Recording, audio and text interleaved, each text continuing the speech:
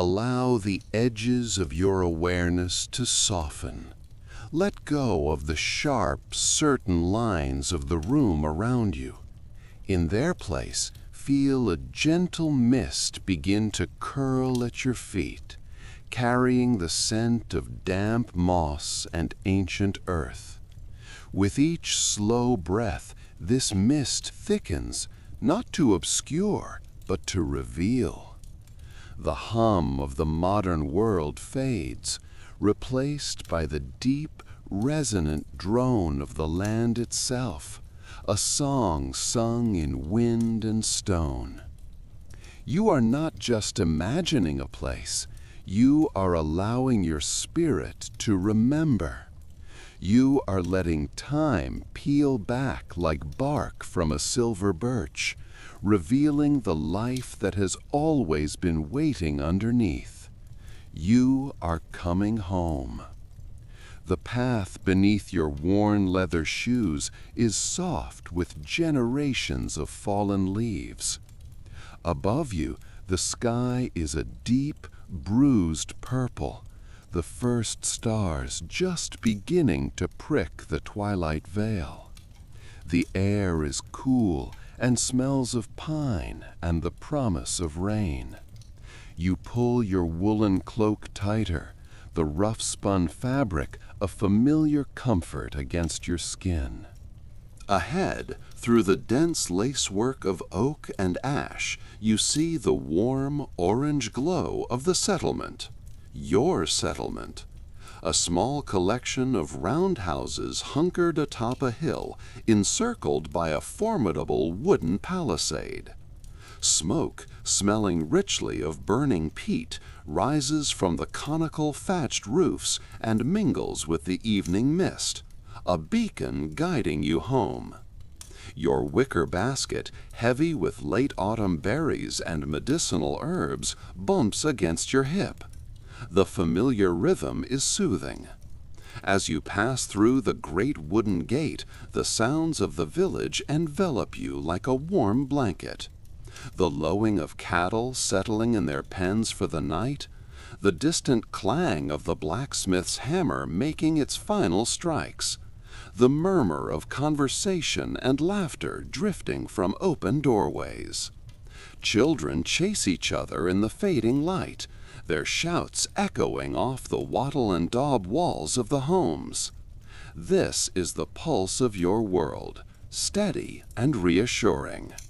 You navigate the familiar muddy track towards the largest of the roundhouses, the one with the intricately carved doorframe depicting intertwined serpents and spirals.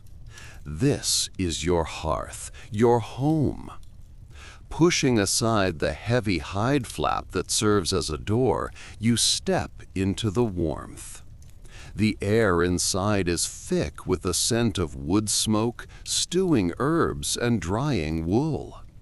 A great fire pit glows at the center of the vast circular room, its flames casting dancing shadows up the immense timber posts that support the roof.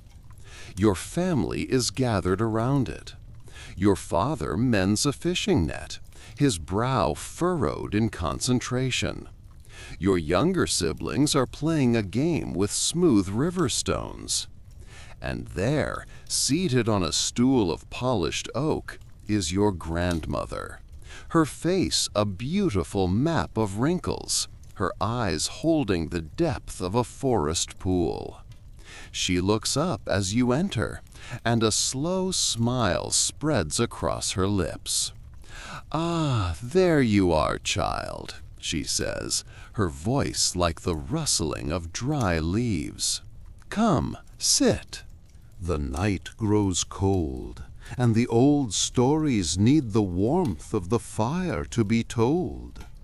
You set down your basket and join her, feeling the deep, radiant heat of the hearth seep into your bones, chasing away the chill of the forest.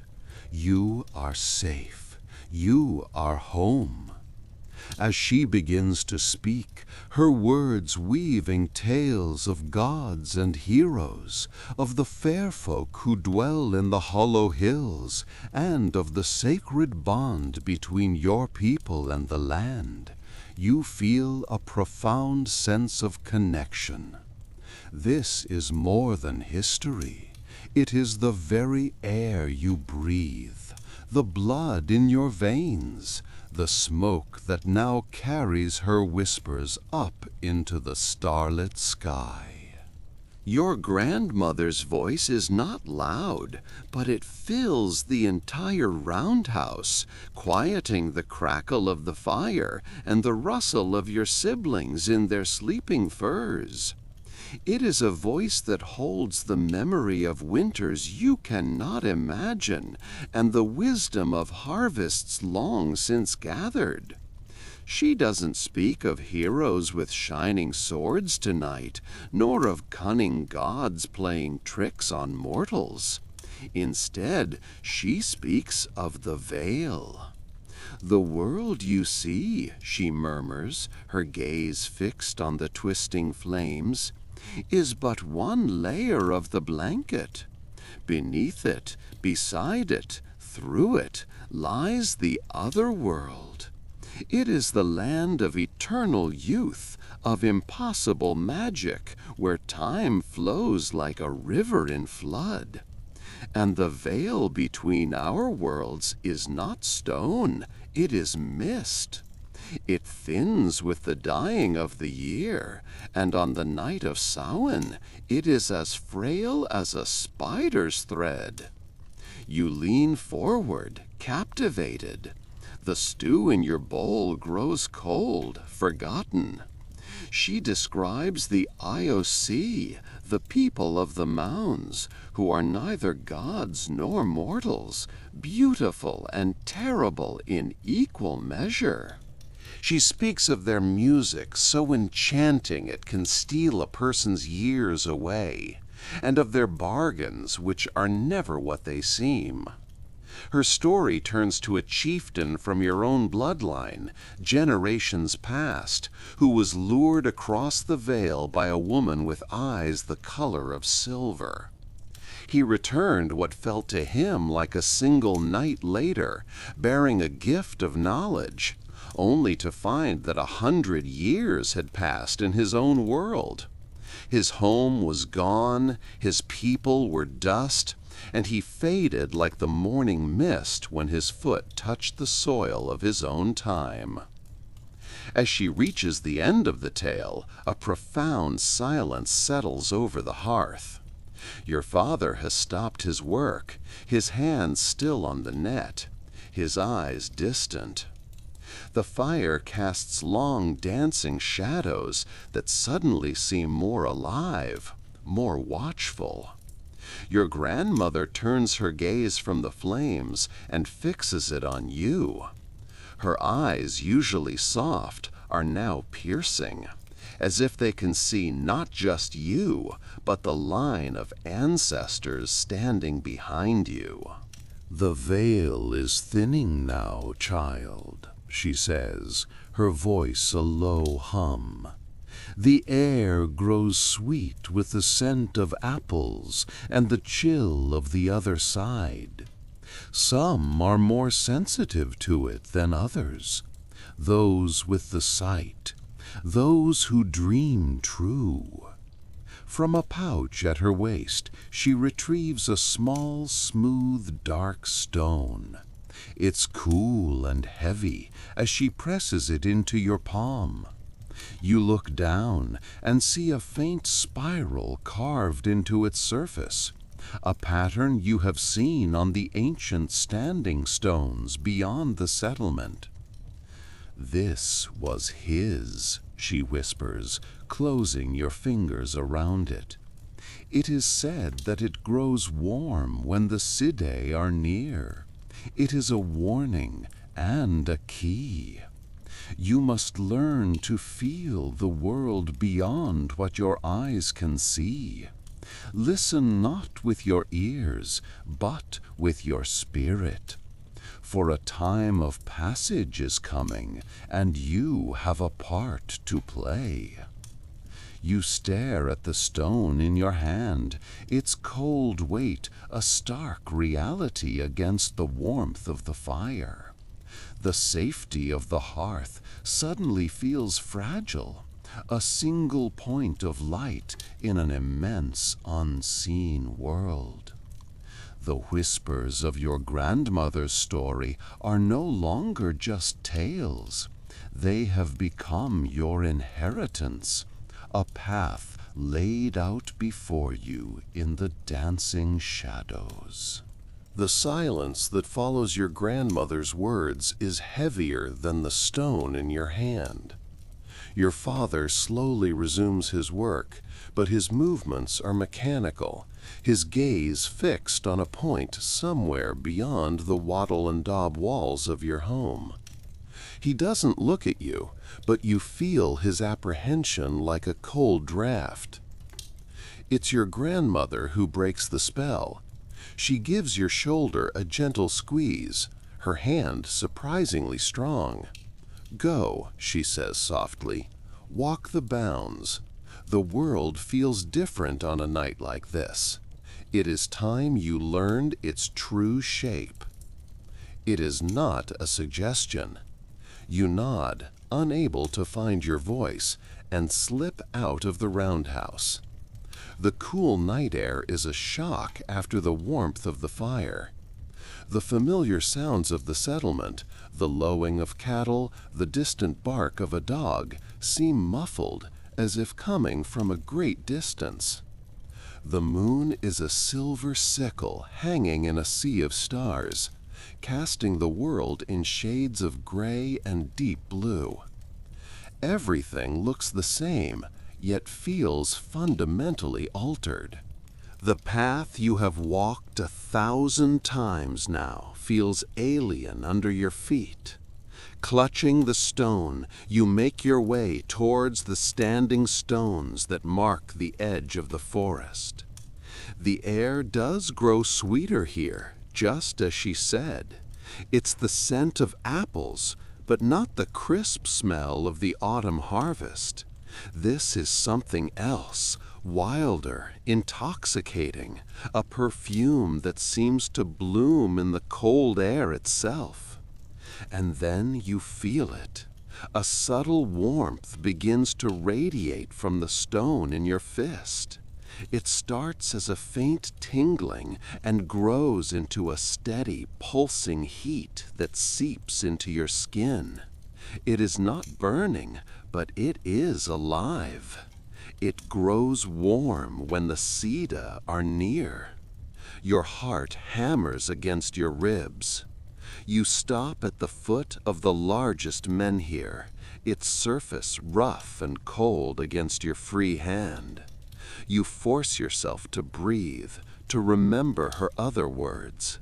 Listen not with your ears, but with your spirit. You close your eyes. You shut out the wind whistling past the stones and try to feel. At first, there is nothing but the thrum of your own blood. But then a new vibration emerges.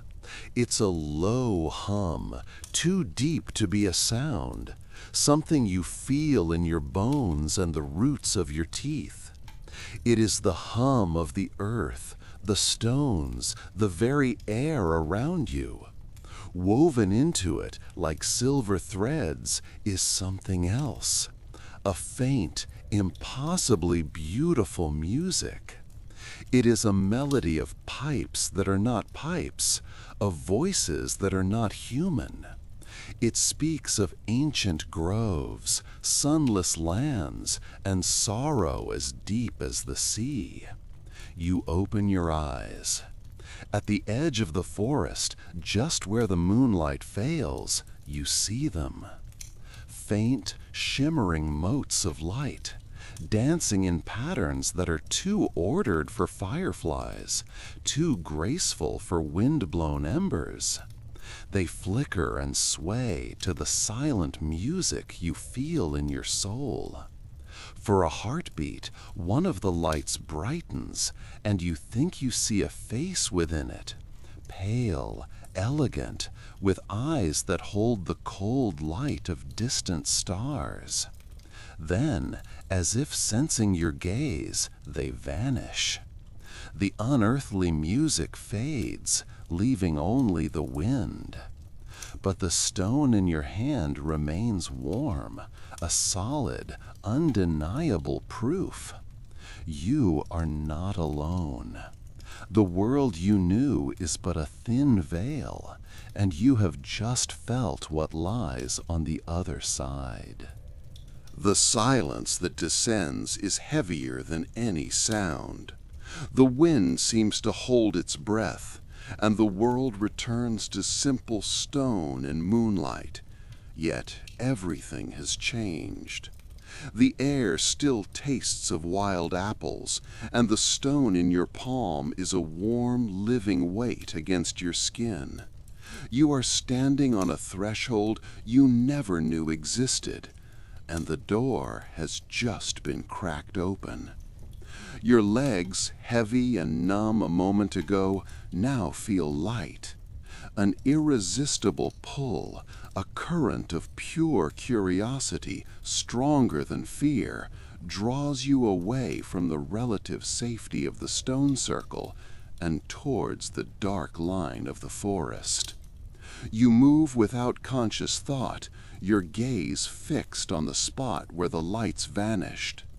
Each step takes you from the open ground where the moon reigns into the encroaching shadows of ancient oaks and yews.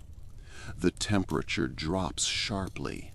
Here, beneath the boughs, the moonlight is a fractured, uncertain thing, painting the forest floor in shifting patterns of silver and absolute black. The air smells of damp earth, decaying leaves, and something else. A clean, cold scent like ozone after a lightning strike. You stop where the forest truly begins, your boots sinking slightly into the soft moss. This is the place. You can feel a residual energy here, a faint vibration in the ground that travels up through the soles of your feet. You reach out, your fingers tracing the gnarled bark of an old oak that stands like a sentinel at the edge of the woods. The bark is not just rough, it's coated in a gossamer thin layer of something that feels like spun ice. You draw your hand back and look at your fingertips. They are dusted with a silvery, phosphorescent powder that glows with a faint light of its own, like captured starlight. It is impossibly beautiful and chillingly unnatural. As you stare at the strange dust, a sound slithers through the air, winding between the trees. It is not the music from before, but a single, sibilant whisper that seems to be spoken directly into your mind. It bypasses your ears entirely. The words are in a language you have never heard, ancient and flowing, yet you understand their core meaning instantly. Kadea yarentu. The voice is a melody of contradictions, as soft as moss, yet as sharp as broken glass. It holds no warmth, no anger, only an immense, patient curiosity. What is it you seek? The question hangs in the frozen air, a challenge and an invitation. The silver dust on your fingers seems to brighten, and the stone in your other hand pulses with a sudden, intense heat. Your answer, you realize with a certainty that freezes your blood, will change everything. The question coils in the quiet places of your mind, demanding an answer not of words, but of will. Your heart hammers against your ribs, a frantic mortal drum against the ageless silence of the woods. The heat from the stone in your palm is a fierce, living thing, a stark contrast to the icy silver dust on your other hand. What do you seek?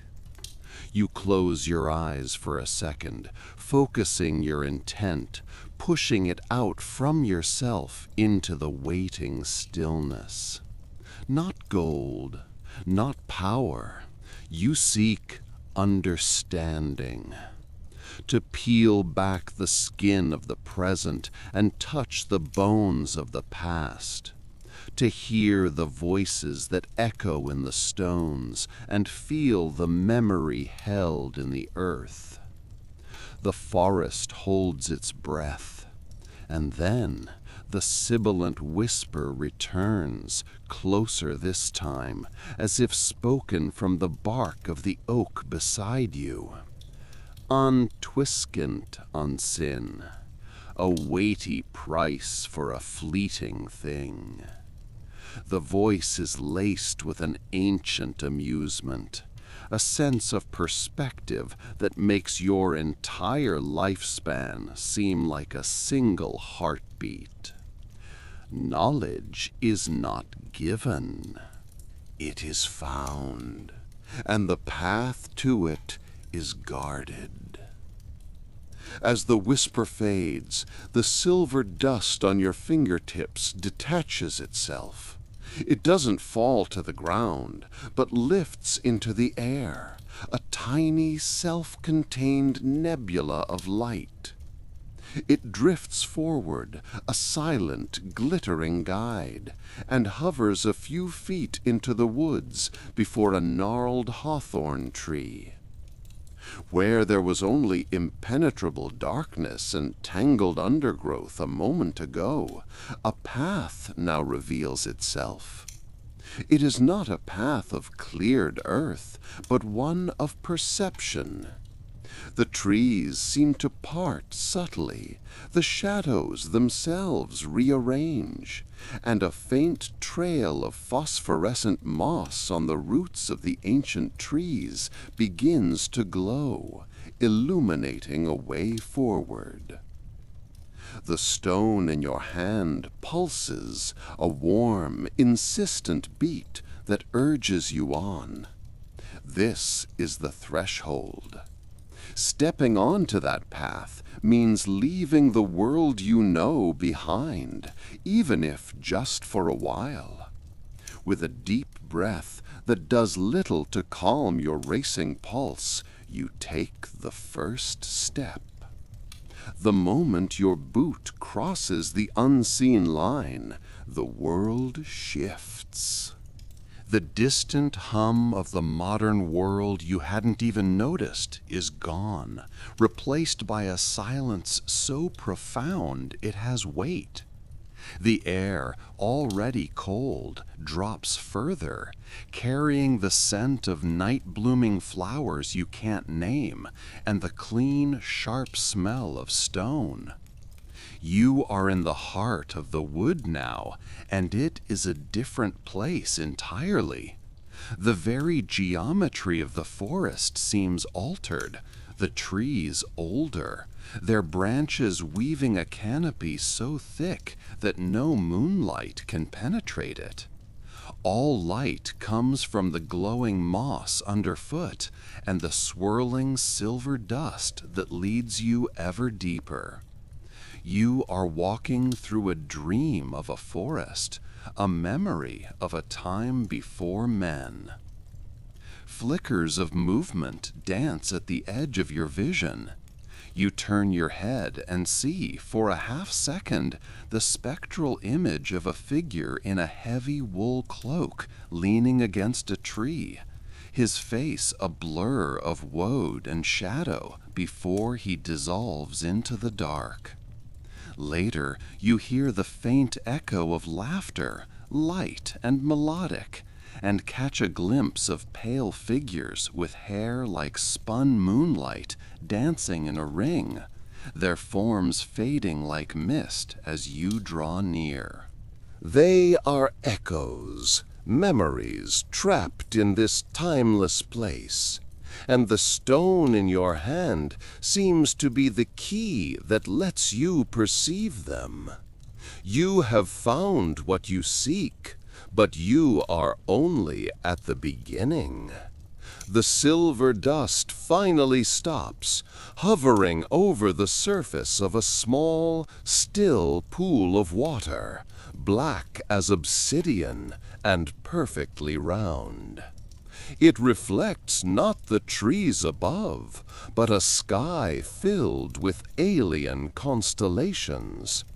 The whisper returns, its voice now seeming to rise from the water itself. The first lesson lies within, but to see, you must first be willing to lose sight of yourself. The whisper fades, but the words ripple across the surface of the black pool, distorting the alien stars. To lose sight of yourself. The command is a paradox, a knot in logic. How can you see anything by abandoning your own perspective? Your reflection is absent, already lost to the water's strange cosmology. You kneel at the edge, the glowing moss cold and damp beneath your knees. The stone in your hand is the only anchor you have to the person you were moments ago.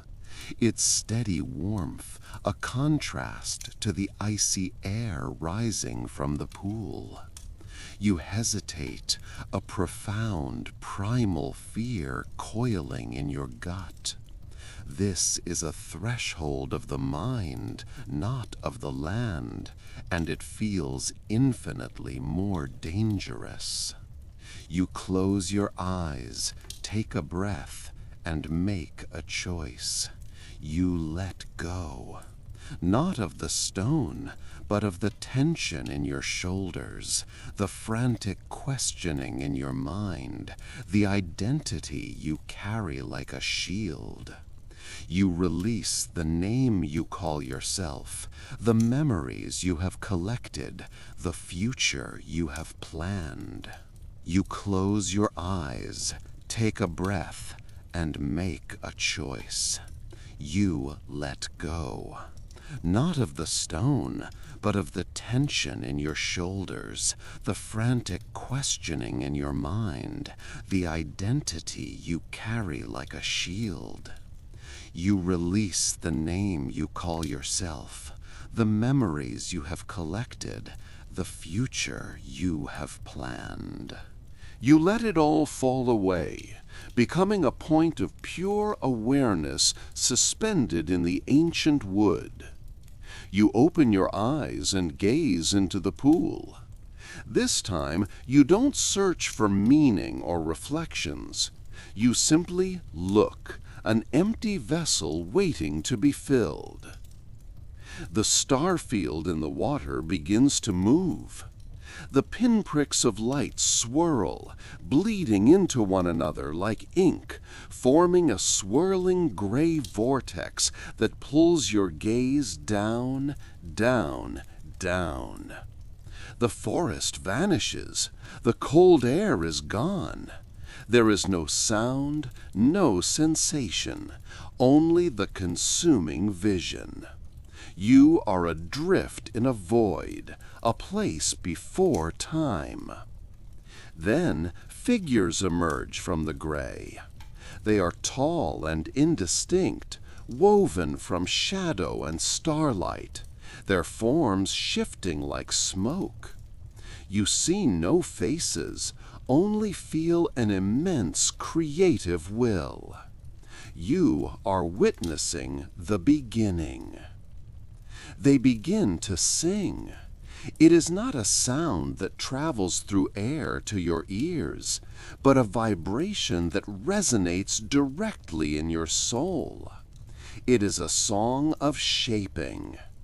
As the harmony builds, the void gives way to substance. You see mountains pushed up from primordial chaos, their peaks still raw and steaming. You see rivers carved into the land by pure intention, their paths glowing with silver light before the water ever flows. You see the first seeds of the great forests being sown, not by hand, but by notes of the song that fall to the earth and burst into life. This is the first magic, the deep grammar of creation. The vision shifts, focusing on a vast open plain under a sky of bruised purple. The figures of starlight and shadow are raising a circle of stones, stones larger than any you have ever seen.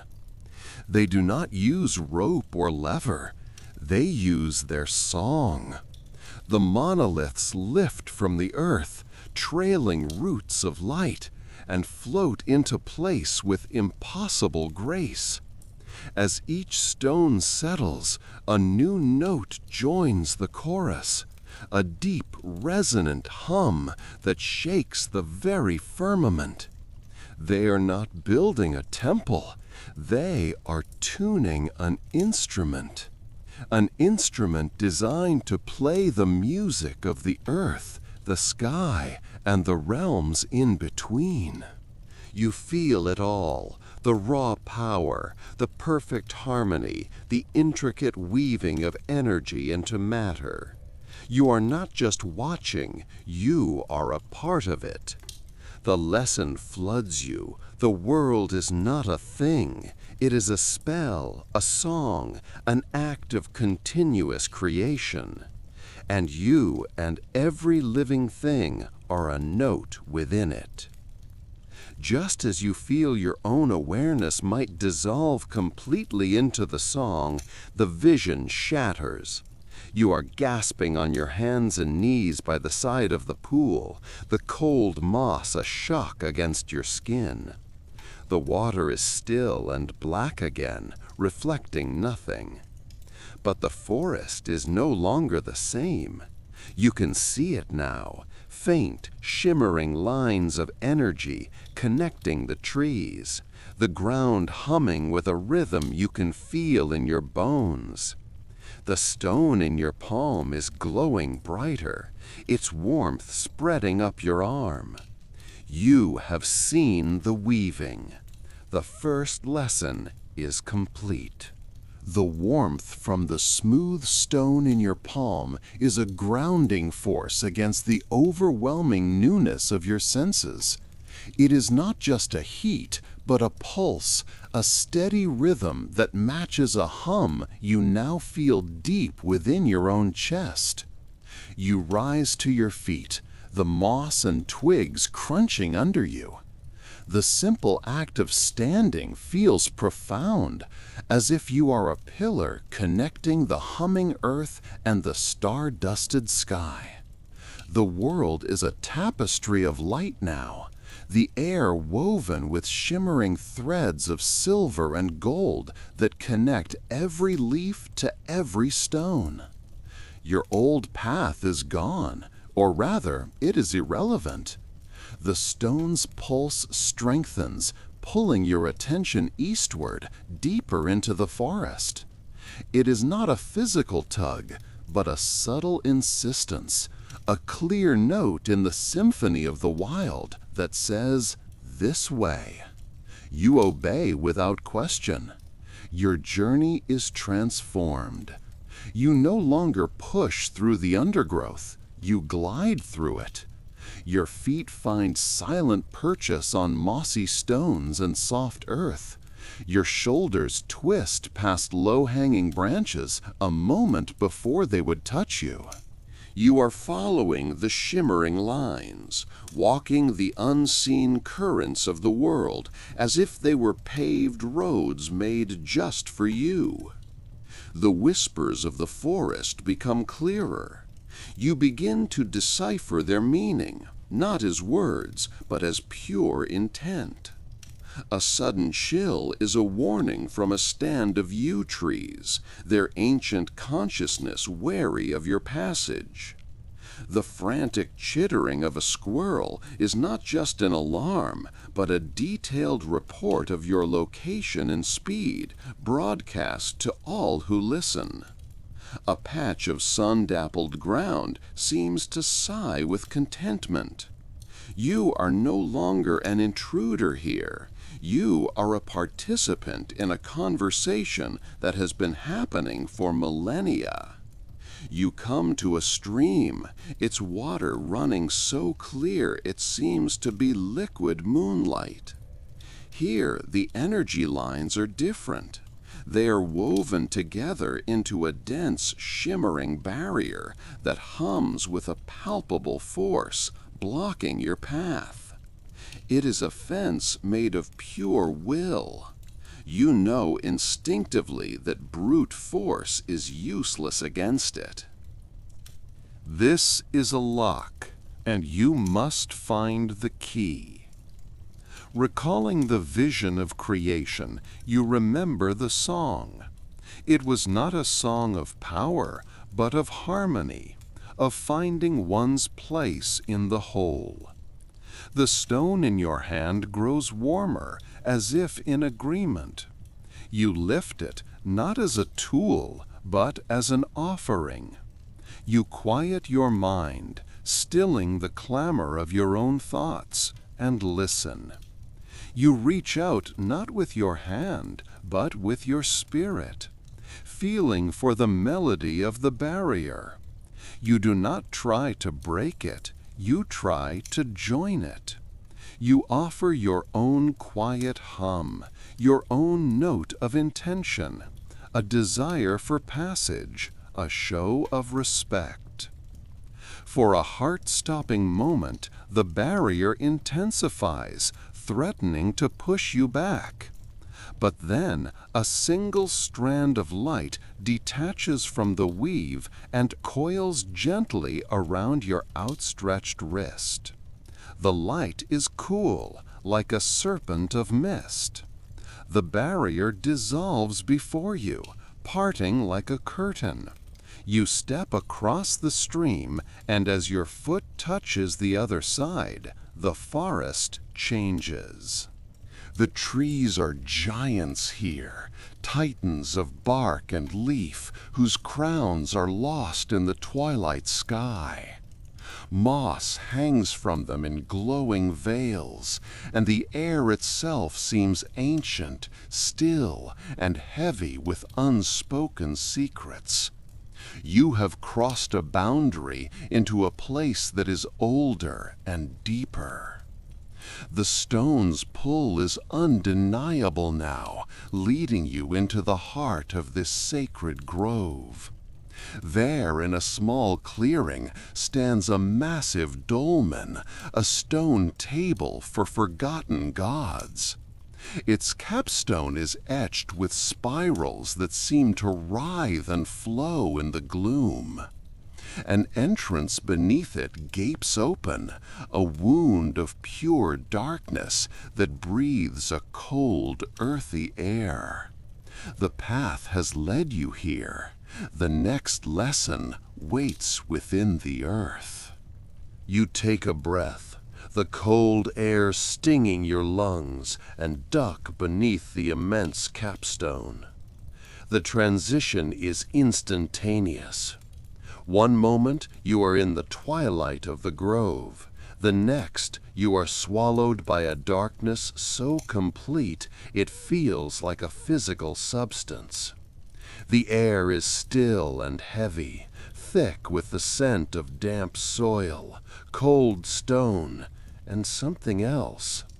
The dry, faint perfume of ages.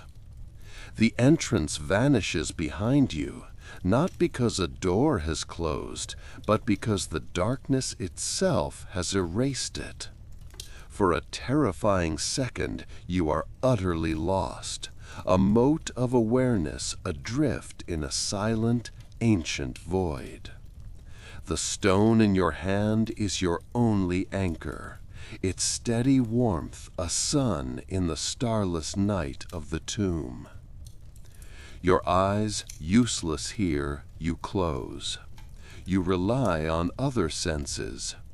You feel the immense pressure of the earth around you, the weight of the hill, the gravity of time itself.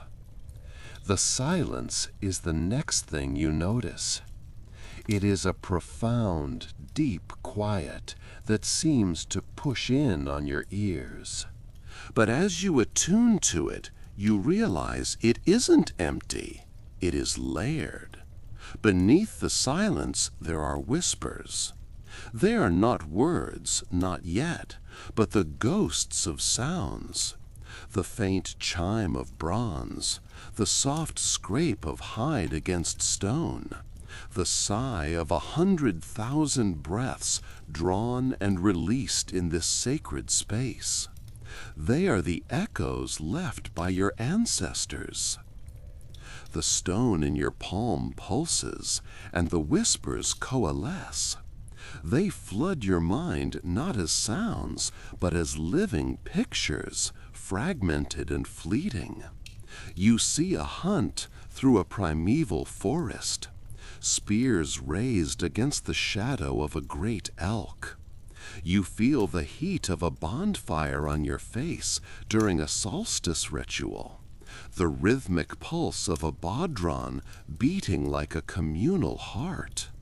You taste salt and desperation on the deck of a curragh tossed by a furious sea. You feel the grief of a mother burying her child, the fierce pride of a warrior facing his final battle, the quiet joy of a craftsman setting the final spiral on a golden torque. It is a river of memory, a torrent of lives lived and lost, and you are drowning in it, your own identity dissolving into the whole. Panic, cold and sharp, threatens to pull you under. Who are you in this sea of souls? The stone flares with warmth, a sharp, insistent reminder. You are the one who listens. You are the one who seeks. You are not meant to be lost here, but to learn. Focusing on its heat, you send out your intent, not with a hum, but with a silent question. You seek the knowledge of this place, the reason for its making.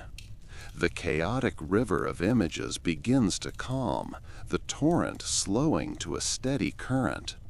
One memory, one echo rises to meet you.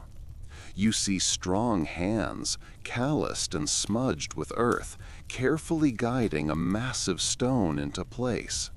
You see the face of a priestess, her eyes as old as the stars, chanting to the rhythm of hammering stones. She is not just building a tomb, she is weaving a permanent connection to the land, a focal point where the world of spirit and the world of flesh could meet. The lesson is not about death, but about connection. This is not just a grave, it is an anchor, a place to hold the world steady. The vision of the priestess recedes, melting back into the ancient stone around you. The chamber settles into a profound silence, but it is no longer empty. It is imbued with purpose. You understand now. This mound is not a house for the dead. It is a living heart, pumping memory and magic into the land itself. The anchor holds, the world is steady. The warmth from the stone in your palm begins to fade, replaced by a subtle, insistent vibration. It's no longer a gentle pulse of shared life, but a low, anxious tremor, like a string on a harp tightened to the point of breaking.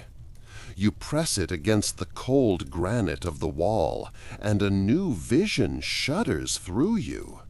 It is utterly alien. There are no flowing spirals, no chaotic joy of the hunk. You see lines, straight, unyielding lines carved across the landscape, roads of packed stone that cut through sacred groves with brutal indifference. You see squares, forts of timber and turf, enclosing the land in a rigid geometry that chokes the natural contours of the earth.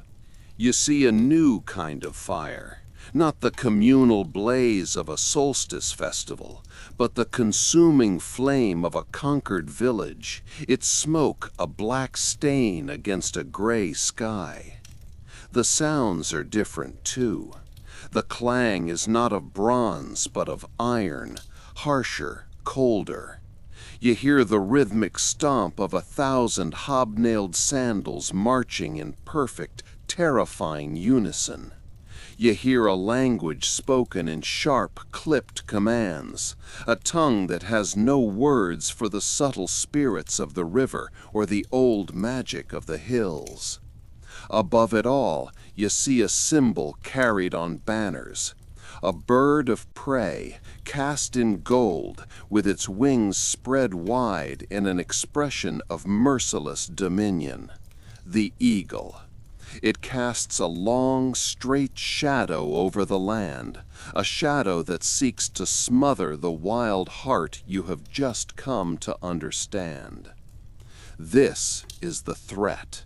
Not a rival tribe or a hungry beast, but an idea, an empire of order that sees the deep, tangled connections of your people as chaos to be tamed, as wilderness to be paved over.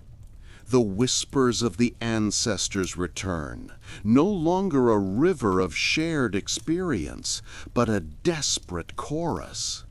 They are not showing you a battle of spears and swords, but a war for the soul of the land itself. They fear being forgotten, their sacred places buried under stone roads, their gods replaced by foreign idols, their circular sense of time flattened into a straight line of conquest and history written by the victors. The anchor is not just a point of connection, it is a bastion against this oblivion. The chamber suddenly feels confining, the air thick with urgency. Your lesson here is complete. You were brought here not just to learn what was, but to understand what is at stake. The stone in your hand is now cold, its energy spent, its message delivered. Its final silent command is clear. Go. A sliver of pale daylight beckons from the end of the long stone passageway. It is time to leave the heart of the world and step back into the flow of time, carrying the weight of this new, chilling knowledge with you. You stumble out of the passage, collapsing onto hands and knees as sunlight, sharp as a blade, pierces your eyes. The air you gasp is thin and cold, worlds away from the thick, ancient breath of the earth you just left. You blink, and the world swims back into focus, not in the stark blacks and grays of your vision, but in a riot of greens and browns. The hillside is alive. A breeze whispers through tall grasses, making them sigh and bow in unison. A hawk circles high overhead, a wild and free hunter, nothing like the cold, golden eagle of the legions. Every twisted branch of the hawthorn trees, every moss-covered stone, seems to defy the very idea of a straight line, of a paved road.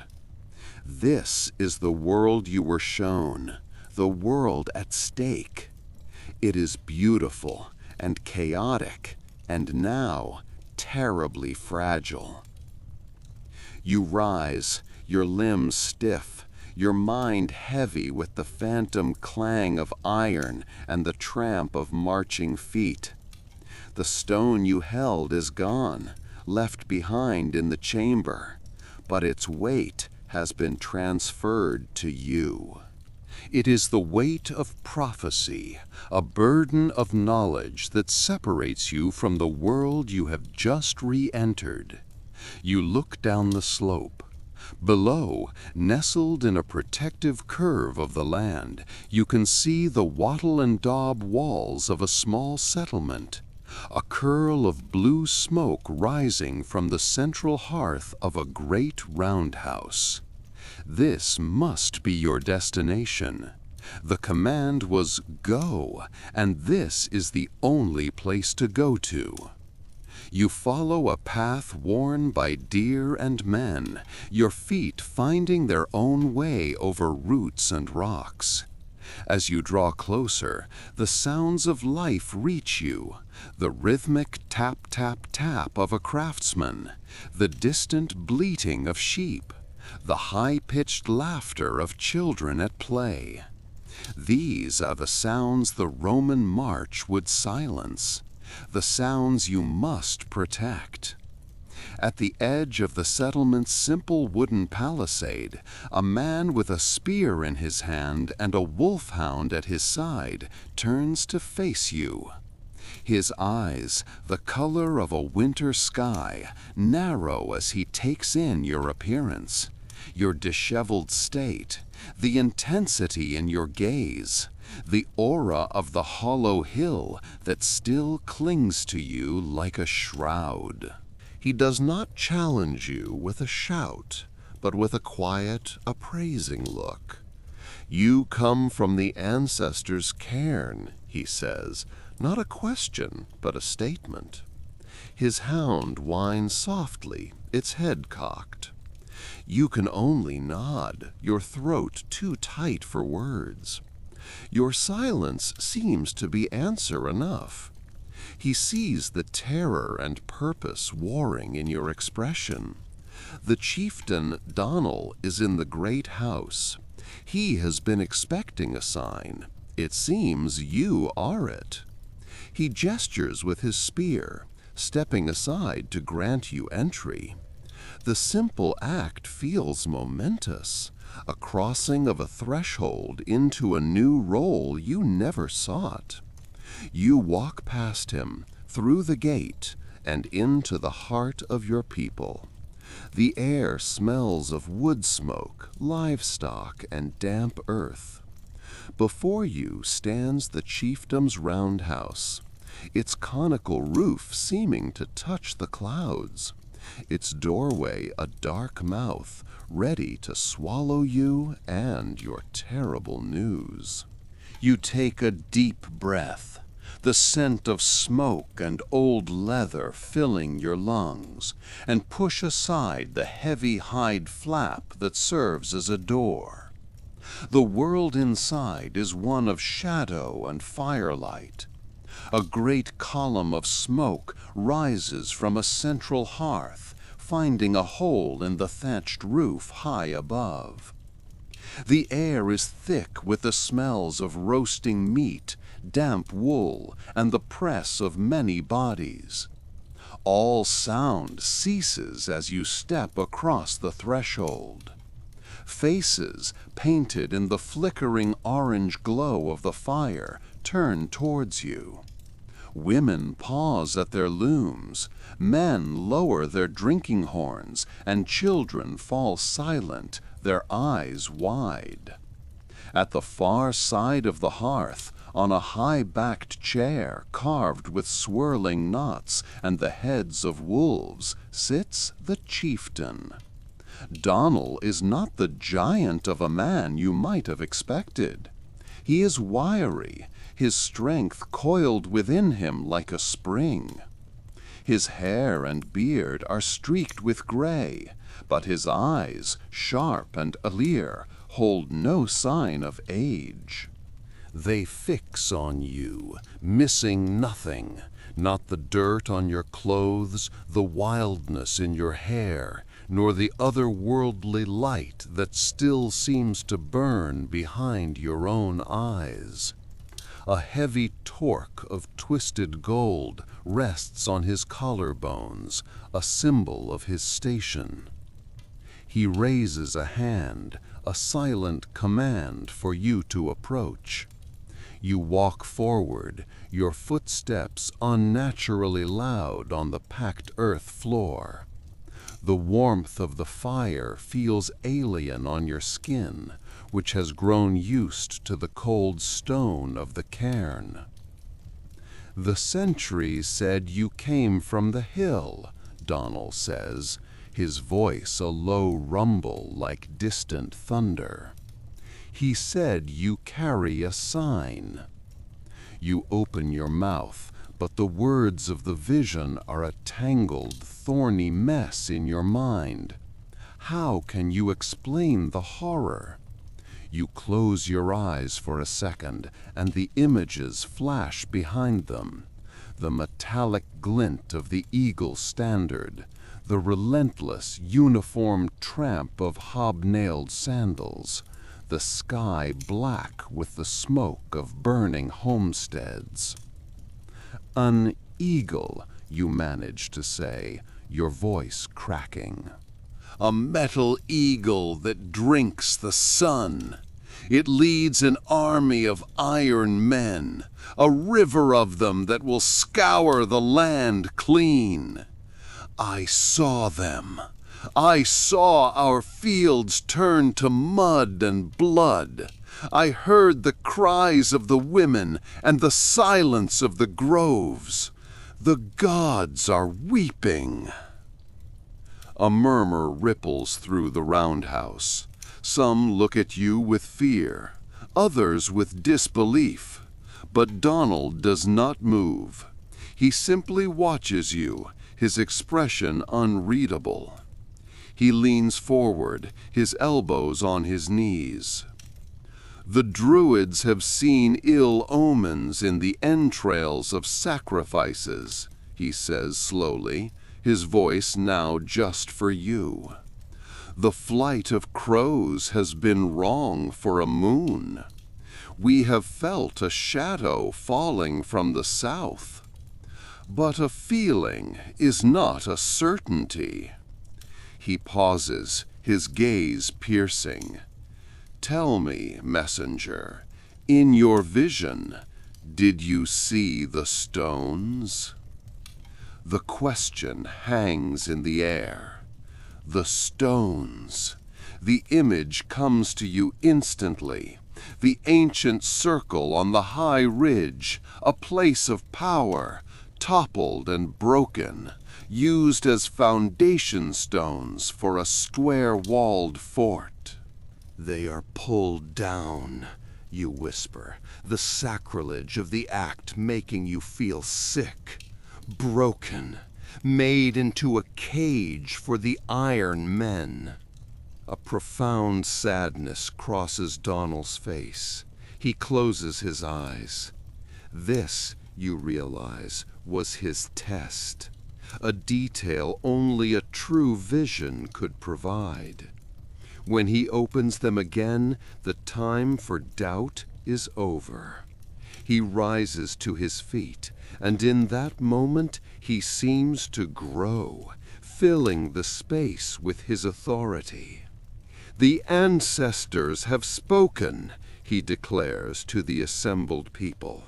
They have sent us a warning through this one who has walked in their world and returned. He turns his gaze back to you. Your name is lost to the hollow hill. Here you will have a new one. You are Fiosrache, the seer. You have brought the terrible truth to our hearth. Now you will help us face it. The name Fiosrach settles on you like a heavy cloak, woven from the fear and hope of every person in the roundhouse. You are no longer the breathless messenger who collapsed at the threshold. You are an omen made flesh. The warriors who once saw you as a curiosity now look at you with a disquieting mix of awe and dread. Women pull their children closer, whispering your new name as if it were a prayer and a curse. Donald dismisses the General Assembly with a wave of his hand. The crowd disperses slowly, casting backward glances, their murmurs fading into the night. Only a handful remain. Donald's most trusted war leaders, their faces grim masks in the firelight, and an old man you hadn't noticed before. He is wrapped in a white, undyed cloak, his face a web of wrinkles, and his eyes the pale, misty gray of a winter sky. He is a druid. You feel it in the quiet stillness he commands. "Sit," Donald commands, not unkindly, gesturing to a stool near the central hearth. You obey, your limbs feeling like lead. You are now part of the chieftain's inner circle. The war leaders close in, their questions a barrage of desperate strategy. "How many are they?" asks a bear of a man with a braided red beard. "What are their shields like? Wood and hide? Bronze?" asks another, his hand resting on the hilt of his long sword.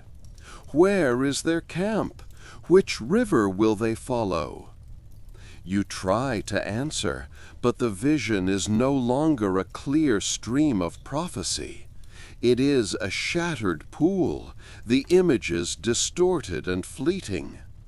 Like ants from a kicked hill," you stammer, shaking your head.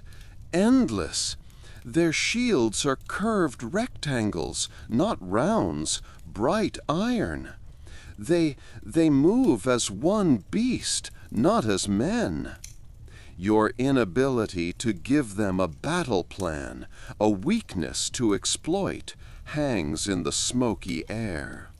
You see doubt begin to flicker in the warrior's eyes. A seer who cannot see clearly is no use at all. It is the old druid who speaks then, his voice like the rustling of dry oak leaves. "A vision given in terror is not a map to be read. It is a wound in the spirit. The boy has been scorched by what he saw." He shuffles forward, his gaze fixed on you. It is not piercing like Donald's, but deep and knowing. To look again, he cannot be pushed, he must be led. He turns to the chieftain. "The omens have been unclear, Donald, because the shadow falls between worlds. This boy has stood in that shadow. If we are to learn its shape, he must return there, but with a guide." Donald considers this, his jaw tight as he stares into the fire. The hope he had ignited in the hall now seems to be banking low, threatened by the winds of uncertainty. Finally, he nods, his decision made. "Tag is right," he says, his voice a low rumble. He looks at you, the full weight of his authority and his people's survival in his eyes. "Fiosrake, your first task as seer for this clan begins now. You will go with Tag to the Whispering Falls. You will do as he commands. You will open your mind to the ancestors once more, and this time you will bring us back a weapon, not just a warning." There is no applause, no cheer of encouragement. The chieftain's command settles over the hall like a shroud, and the only sound is the crackle of the fire. Tog is already moving, his silhouette a stooped, determined shape against the doorway. He doesn't look back to see if you are following. He knows you have no choice. You push yourself to your feet, your legs feeling unsteady, and walk out of the warmth and smoke into the biting chill of the night. The moon is a sliver of bone in a sky of polished jet, offering little light. Yet the old druid moves through the tangled forest with the certainty of a nocturnal predator. You stumble after him, branches whipping at your face, the damp earth sucking at your leather shoes. He says nothing, his silence a vast, deep thing that seems to absorb the noises of the forest. For the first hour, your mind is a frantic whirl of fear and failure. The warriors' doubtful faces are burned into your memory. Donald's heavy command echoes in your ears. What if you fail again? What if you look into the abyss and see nothing but your own terror staring back? As you walk, Tag occasionally pauses. He doesn't turn, but simply cocks his head. You stop, trying to sense what he senses. The hoot of an owl? The rustle of a badger in the undergrowth? "The world is always speaking," he murmurs once, his voice seeming to come from the trees themselves.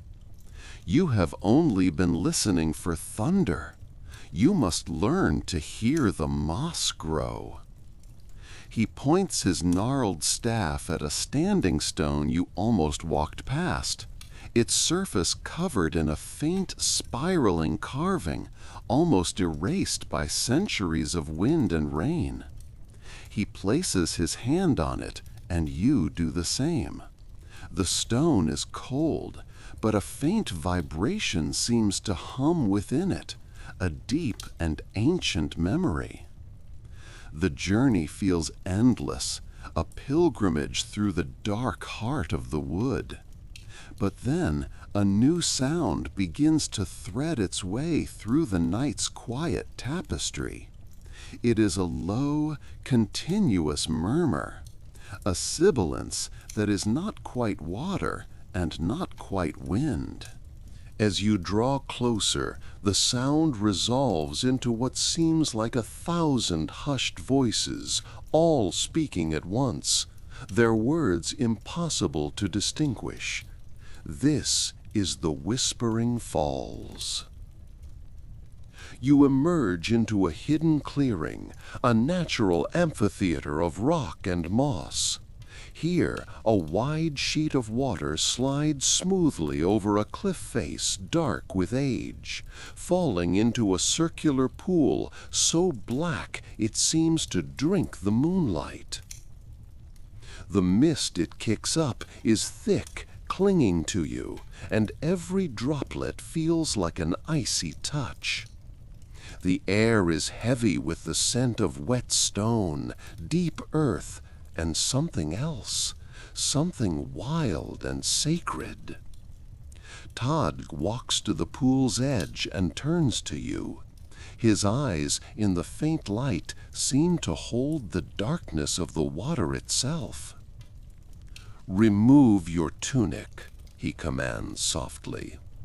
You hesitate for a moment, the cold already seeping into your bones, but you obey. From a pouch at his belt, Todd takes a small wooden bowl containing a dark, cool paste. Dipping his fingers into it, he begins to paint symbols across your chest and forehead. The lines are strange and flowing, patterns you have never seen. The paste is chilling, but as he works, you feel a strange calm settle over you, a sense of being anchored. What came before is gone, he says, his voice a low chant. The fear, the doubt, they are leaves in a stream. Let them go. He gestures to the pool. The water remembers.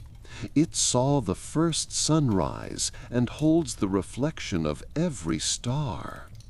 Go in, listen to what it has to say. You take a breath, the mist clinging to your lips, and step forward. Your bare feet find the smooth, slick stones at the pool's edge, each one a shard of ice against your skin.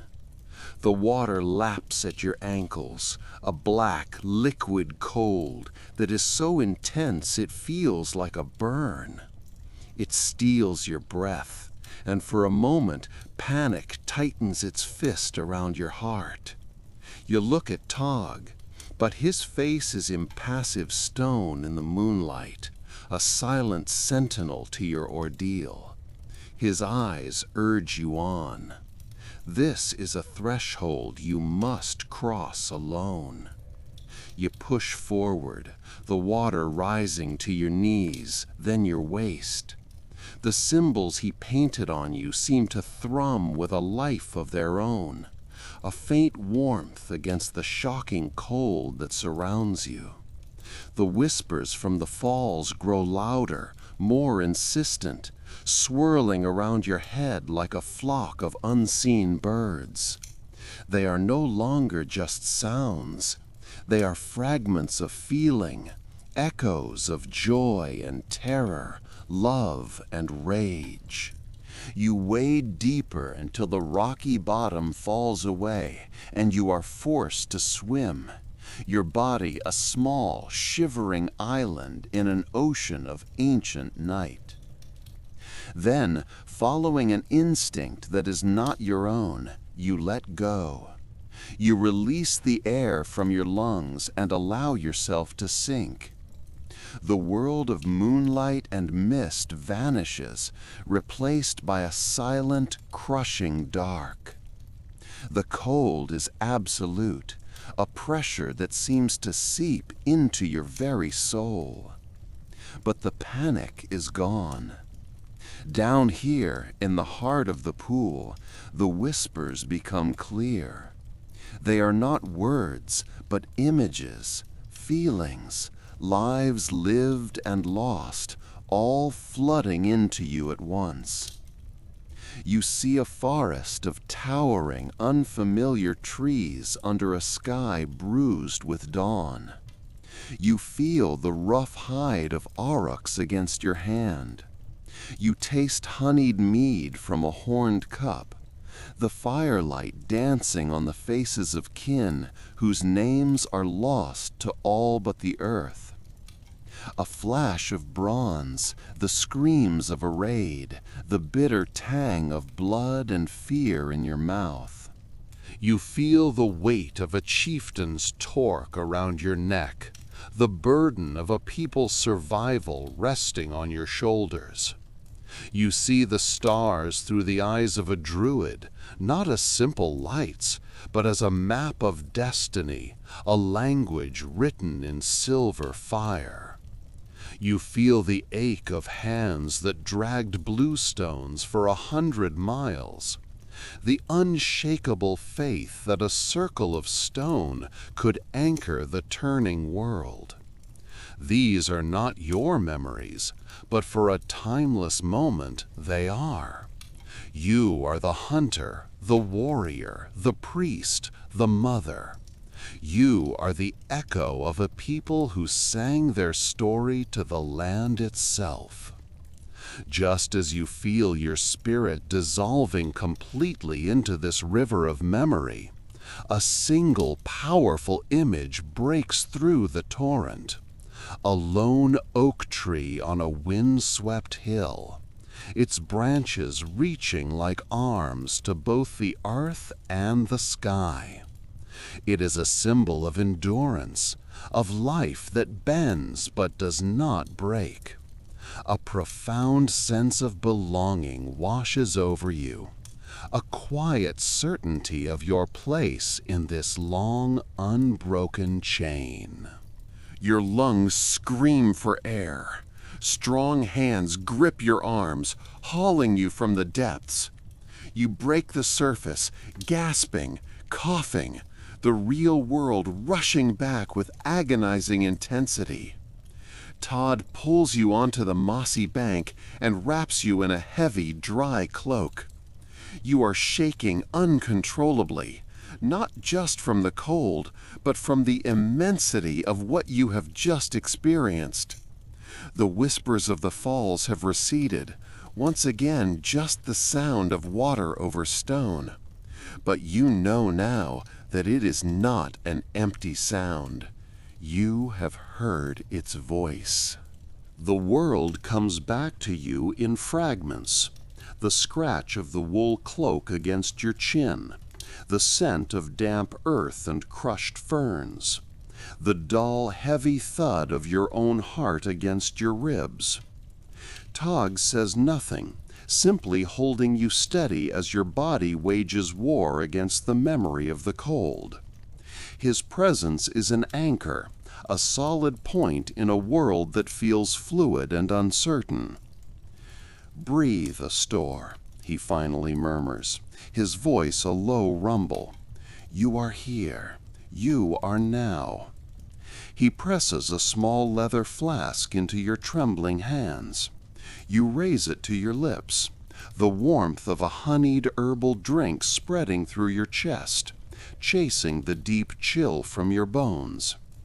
It tastes of elderflower and something ancient, something that settles the frantic energy thrumming beneath your skin. I saw," you begin, your voice a raw croak. The words feel impossibly small, utterly inadequate to describe the torrent of existence that poured through you. "I know," he says, his gaze fixed on the cascading water, which now looks like any other waterfall. "The Anam Nahavan, the soul of the river. It remembers everything. It showed you." He turns his piercing eyes to you. "What did it show you?" You try to explain. You talk of the hunt and the raid, the stars seen through a druid's eyes, the weight of a gold tark. You describe the feeling of hauling giant stones, the unshakable faith of a people carving their belief into the landscape itself. As you speak, the images lose their overwhelming power and settle into you, not as memories lived, but as knowledge deeply felt. Finally, you describe the last, most powerful vision, the lone oak on the windswept hill. A slow smile touches Tog's lips, a look of profound satisfaction in his eyes. "Ah," he breathes out, a sound of recognition. "The bile, the great tree, the center of the tribe, the axis of the world. The land has not just spoken to you, it has given you a map. It has shown you its heart." He helps you to your feet. Your legs feel unsteady, as if you've just walked for a century. "Come," he says, his grip on your arm firm and reassuring. "The chill will set in for good if we linger. There is a fire waiting." He leads you away from the roaring falls and into the deepening twilight of the forest. The path is faint, but he walks it with unerring confidence. Every rustle of leaves, every gnarled root snaking across the path feels different to you now. You are no longer just an observer walking through a landscape.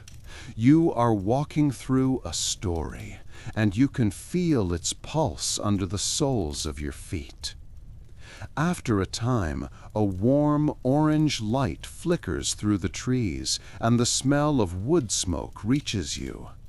You emerge into a small, sheltered clearing where a lean-to sits against a rock face, a crackling fire casting dancing shadows. The sight is so simple, so welcoming, that it nearly brings you to tears.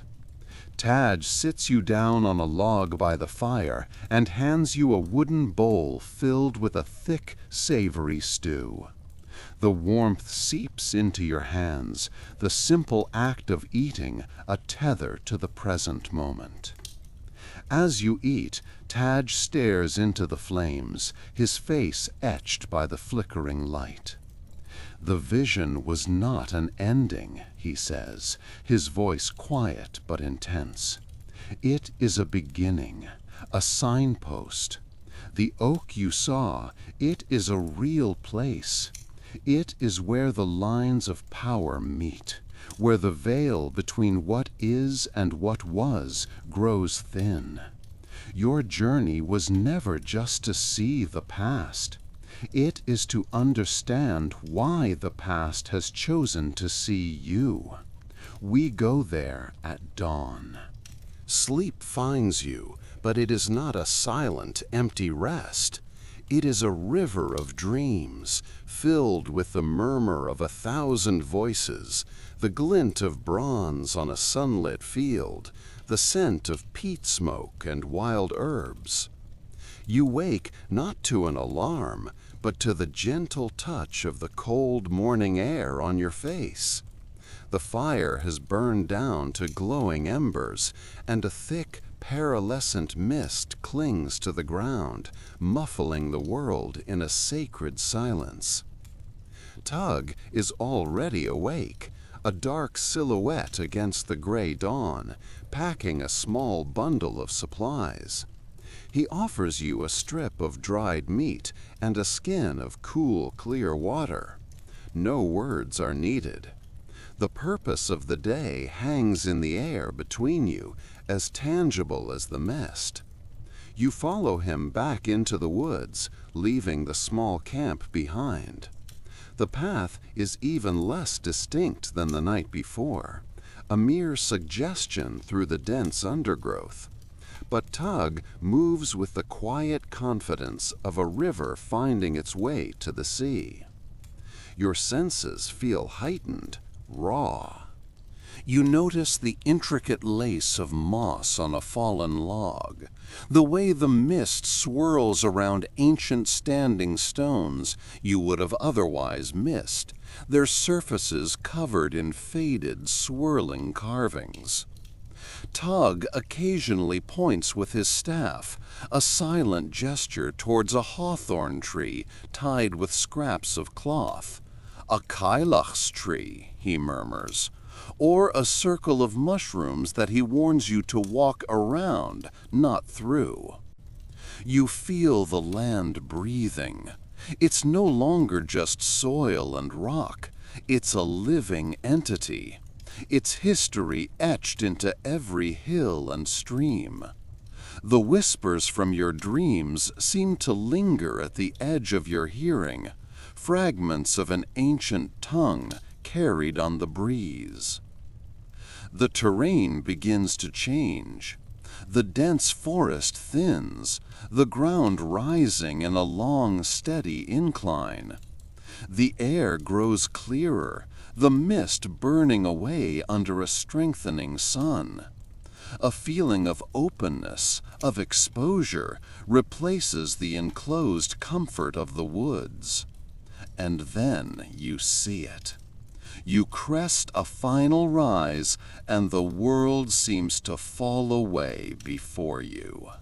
There, standing alone against the vast, pale blue sky, is a single colossal oak tree. It sits atop a wind-swept hill, its branches gnarled and sprawling, reaching like the arms of a slumbering giant. It is exactly as it was in your vision, a focal point for the entire landscape. The power emanating from it is a physical force, a low hum that vibrates in your chest. This is the place. This is the boil.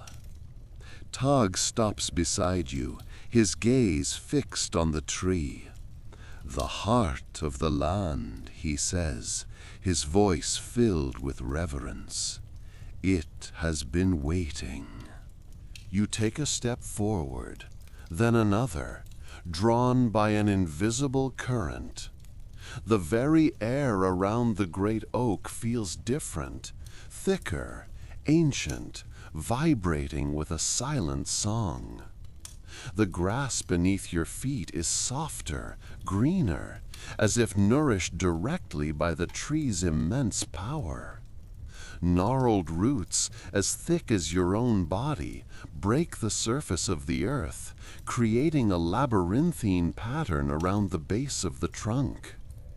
Tog raises a hand, stopping you a respectful distance away. Breathe with it first, he counsels, his voice a low murmur. Show it you mean no harm. It has seen the rise and fall of chieftains, and the turning of 1,000 seasons. It does not hurry. You follow his lead, closing your eyes for a moment, steadying your breathing. You focus on the hum that resonates in your bones, trying to match your own rhythm to its deep, slow pulse. When you open your eyes again, the world seems sharper, the details of the bark more intricate. It looks less like wood and more like the wizened skin of some colossal sleeping creature. Lichen forms maps of forgotten kingdoms across its surface, and in the hollows of its trunk you imagine countless lives have taken shelter. Tog unslings his leather pouch and retrieves a small wooden bowl. Into it he pours a stream of milk from a small skin, the white liquid stark against the dark wood. He approaches the tree, bowing his head slightly, and sets the offering gently between two of the largest roots. He murmurs something in the old tongue, words that feel like smooth river stones on the air. It is not a prayer of supplication, but a greeting of equals, a conversation with an old friend. He gestures for you to come forward. The heartwood remembers all that its branches have witnessed, he says, his gaze intent. Place your hand upon the trunk. Do not seek answers, just listen to what it chooses to share. Your heart thuds against your ribs. You approach the bowing rail, the air growing warmer as you near the trunk. You lift a hesitant hand and press your palm flat against the rough, deeply grooved bark. It is not cold. It is alive, thrumming with a warmth that sinks through your skin and into your very soul. The world dissolves. The hum in your chest explodes into a rushing symphony of sound. The whisper of leaves across millennia, the chanting of druids, the clash of bronze on bronze, the wail of a mourning mother, the laughter of a child. Images flash behind your eyes, too fast to grasp, but leaving their emotional imprint. A circle of figures robed in white, sunlight dappling through the leaves onto a golden sickle. A young warrior carving a symbol of love into the wood. A sky filled with fire and smoke as invaders storm the hill. You feel the tree's deep, unyielding sorrow at the violence, its patient joy at the return of spring, its steadfast presence as generations of humanity live and die in its shadow. The chaotic flood of sensations suddenly coalesces into a single, piercingly clear feeling, a truth imprinted directly onto your consciousness. It is a sense of deep imbalance, of a promise broken long ago. A vital connection, a pact between the land and its people, has frayed to a thread. The whispers you have been hearing are not ghosts, but the fading echo of this bond, a call for it to be mended. You pull your hand back as if burned, stumbling away from the tree, the breath knocked from their lungs. The present-day sounds of the wind and the birds rush back in, startlingly loud. You look at Tog, your eyes wide. He simply watches you, his expression unreadable but knowing. The echo is faint now, is it not? He asks quietly. What did you hear? You struggle for words, your breath coming in ragged gasps. How do you describe a feeling that was poured directly into your soul? A promise, you finally manage, your voice hoarse. A pact. It was alive. It connected everything. But it's broken, torn. You look from the ancient tree to Tag's weathered face. That's the feeling, a deep, old wound that has never healed. Tag nods slowly, a flicker of something, not surprise, but confirmation in his dark eyes. The great Geas, he murmurs, the Gaelic word rolling off his tongue like a smooth river stone. A sacred vow, not between people, but between the sovereign and the soil. The king was wedded to the land. If he was just, honorable, and true, the land would provide. The rivers would teem with fish, the herds would be fat, and the harvest bountiful. But if he was false, if his ambition overshadowed his duty, the pact would fray. The land would sicken, and its people would suffer. He turns his gaze towards the distant rolling hills, painted purple by the heather. The breaking was not one single act, but 1,000 cuts over generations. Greed, war, the forgetting of the old ways. The threads that bound the people to this place were severed one by one, until only this faint echo remained, a memory of pain that the land cannot forget. He looks back at you, and for the first time you see a desperate hope in his expression. The echo has been growing weaker with every passing year, but it called to you. You can hear its true voice. This is why you were brought here. What am I supposed to do? You ask, the question feeling impossibly large. How can one person mend something broken for centuries? You do not carry the burden alone, Taj says, placing a reassuring hand on your shoulder.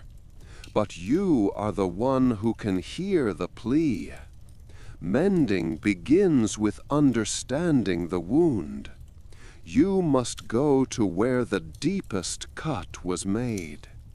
He gestures for you to follow, and you turn your back on the bile, though you can still feel its living warmth against your skin.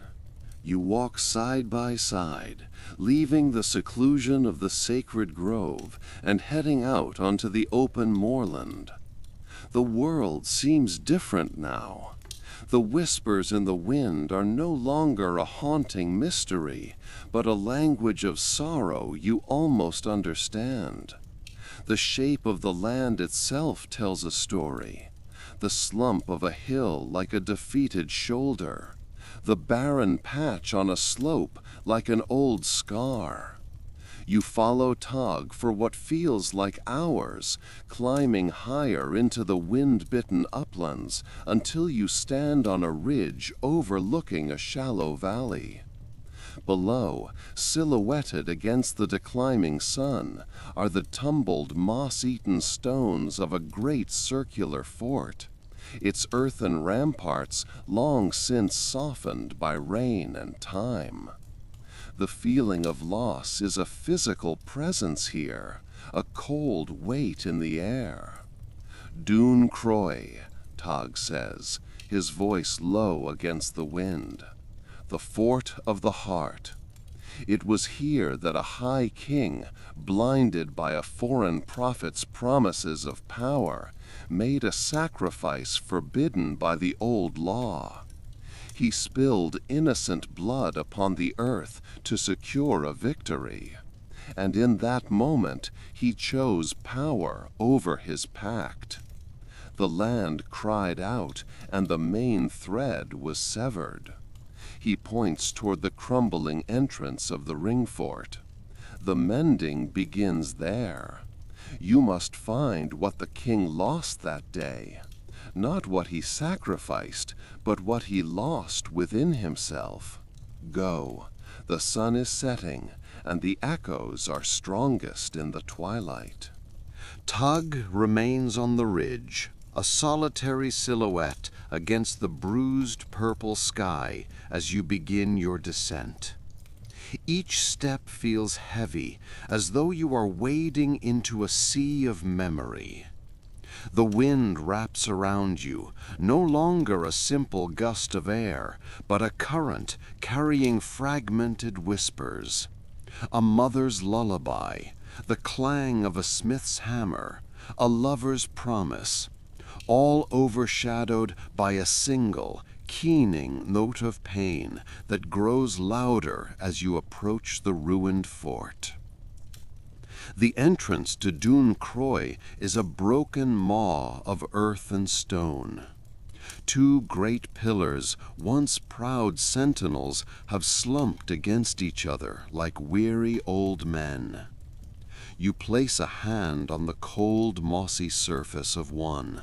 A jolt, faint but undeniable, runs up your arm.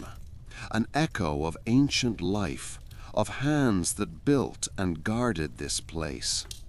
Taking a deep breath, you step through the threshold, leaving the open moor and entering the suffocating silence within the earthen walls. Inside, the world is hushed. The wind cannot reach you here. The vast, circular enclosure is a ghost of a settlement. The spectral outlines of roundhouses visible in the deep twilight. You walk across the uneven turf, your boots sinking slightly into the soft, mournful ground. Your destination is the center, where a single, large, flat stone lies half buried in the earth. It is darker than the surrounding rock, a patch of absolute blackness that seems to drink the fading light. As you stand before it, the whispers return, but they are no longer fragmented.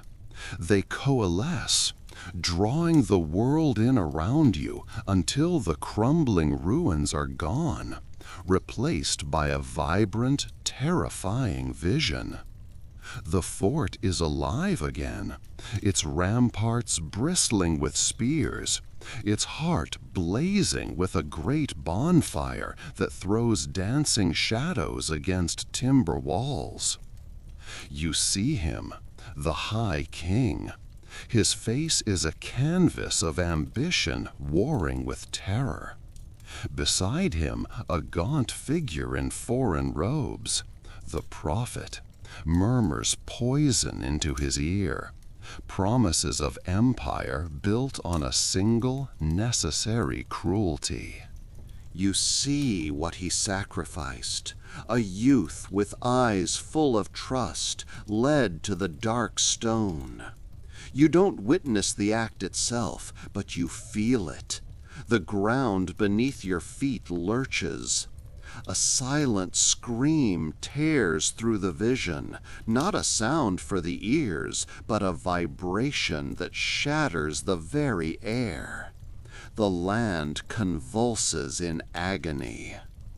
The vision shifts, blurring past the horror to the aftermath. The king stands victorious, his warriors cheering, but their voices are tinny and distant. You look into his eyes and see nothing. Not guilt, not remorse, just a chilling emptiness. He has traded his soul for a hollow crown. He can no longer feel the warmth of the fire, hear the music in his feasting hall, or see the loyalty in his warriors' faces.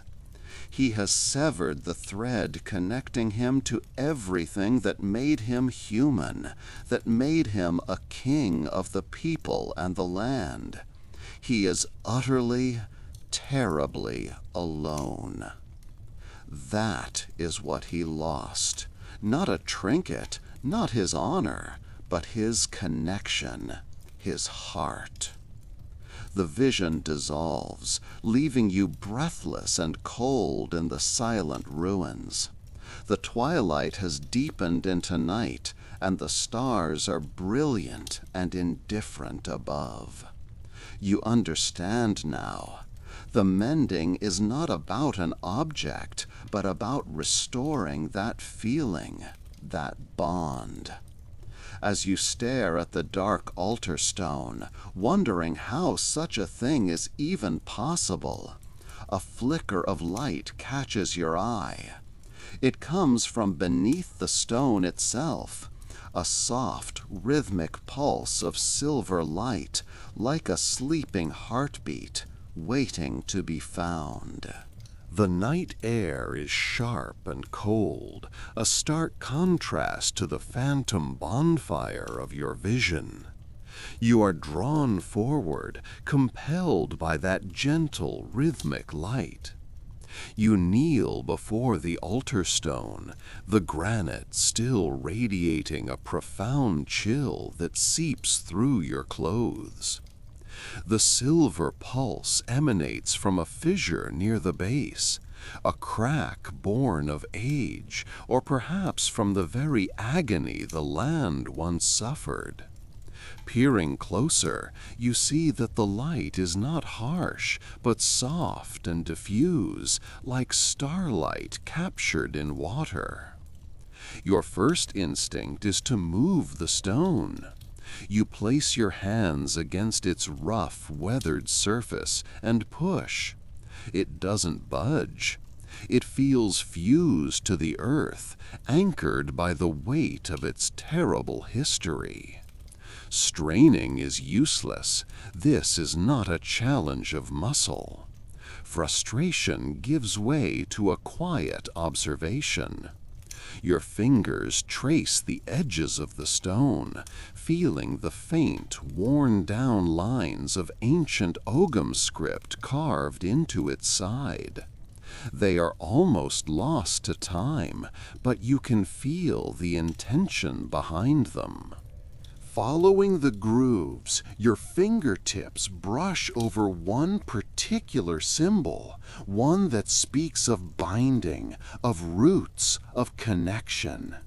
As you touch it, the light from within the crack brightens, pulsing in time with your own heartbeat. You understand. This stone will not yield to force. It must be persuaded. You press your palm flat against the symbol, closing your eyes. You don't focus on pushing, but on reaching. You pour the memory of the vision into the stone, not the horror, but the loss. You project the feeling of the king's hollow victory, the silent scream of the land, the terrible, lonely silence of a severed bond. You offer not a demand, but empathy. A low hum resonates from deep within the stone, a mournful vibration that you feel in your bones.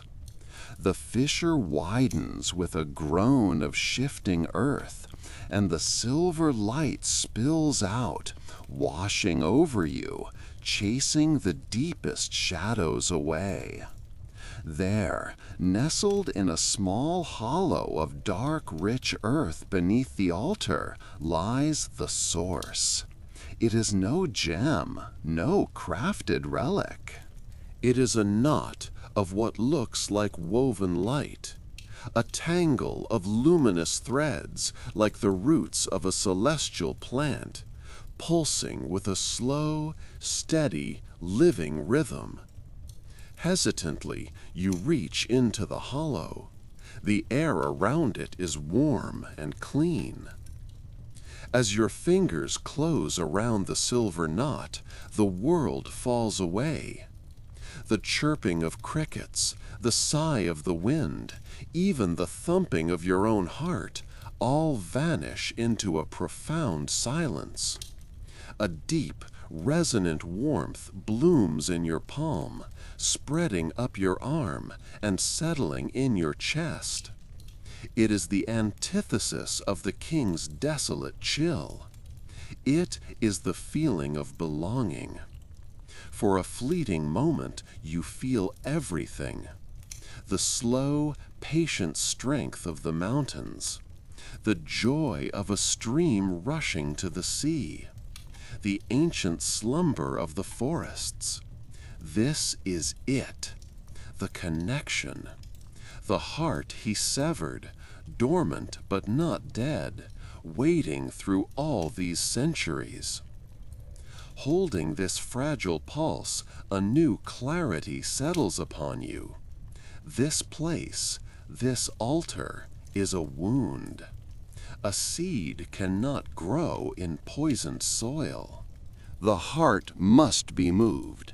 It must be replanted in a place of life. An image forms in your mind, not a violent vision, but a gentle knowing, a map drawn by instinct. You see a hidden valley, green and untouched, where 3 streams converge to feed the roots of an immense ancient oak, a place of beginning. That is your destination. You rise, curling your fingers protectively around the warm, living light. The oppressive weight of the fort seems to have lessened, the air thinned. Looking up, the stars no longer seem cold and indifferent. They are a brilliant canopy, a guide. Your purpose is no longer a vague notion of mending. It is a clear, tangible task. You must carry this fragile heartbeat to its new home. You turn your back on the haunted ruins and, with the silver pulse cupped in your hands, take the first step into the night.